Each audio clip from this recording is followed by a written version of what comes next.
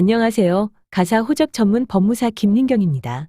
오늘은 혼인의 자를 낳은 경우 출생신고에 대해서 말씀드리겠습니다.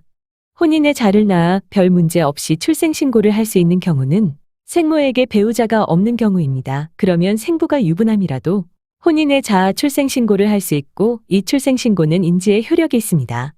또한 생모도 스스로 혼인의 자를 출생신고할 수 있습니다. 그런데 혼외자를 출생신고하는데 어려움이 있는 경우는 어떤 경우일까요? 그것은 출생아가 친생추정을 받는 경우입니다.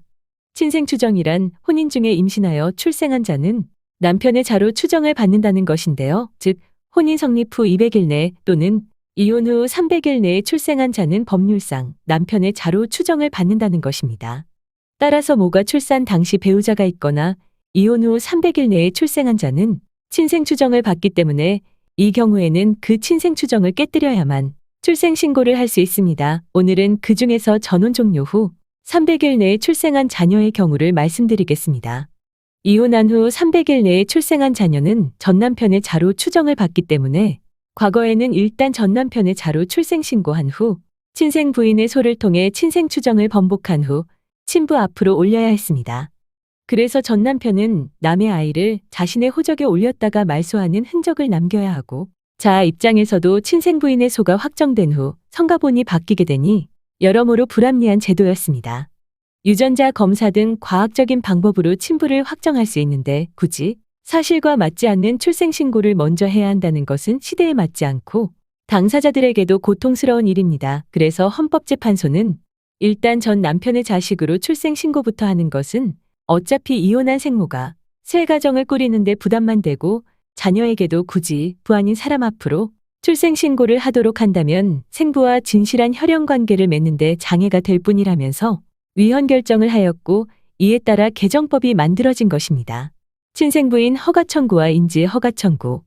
개정법에서는 자를 먼저 전남편의 자로 출생신고할 필요 없이 그리고 엄격한 친생부인의 소가 아닌 친생부인 허가청구 또는 인지허가청구를 통해서 직접 생부 앞으로 출생신고를 할 수 있도록 했습니다. 위 허가청구는 소송이 아닌 비송 절차이므로 전남편과 법정에서 대면하여 다툴 일도 없고 특별히 그의 협력도 받을 필요가 없습니다. 다만 법원은 전남편에게 의견 청취서를 보낼 수 있고 의견 청취는 가사조사관의 조사 등으로도 할 수 있으나 대부분 서면 심리로 이루어지는 것이 보통입니다. 법원은 친생부인의 허가 청구 또는 인지 허가 청구가 있으면 유전자 검사, 혈액형 검사, 과거 별거한 사정 등을 종합적으로 고려하여 허브를 정하고 허가를 받게 되면 바로 생부 앞으로 출생신고를 할 수 있습니다. 허가 심판문이 나오면 누가 출생신고할 수 있나요? 모가 친생부인의 허가 청구를 했다면 생모와 생부 모두 출생신고 적격자로 출생신고를 할 수 있습니다.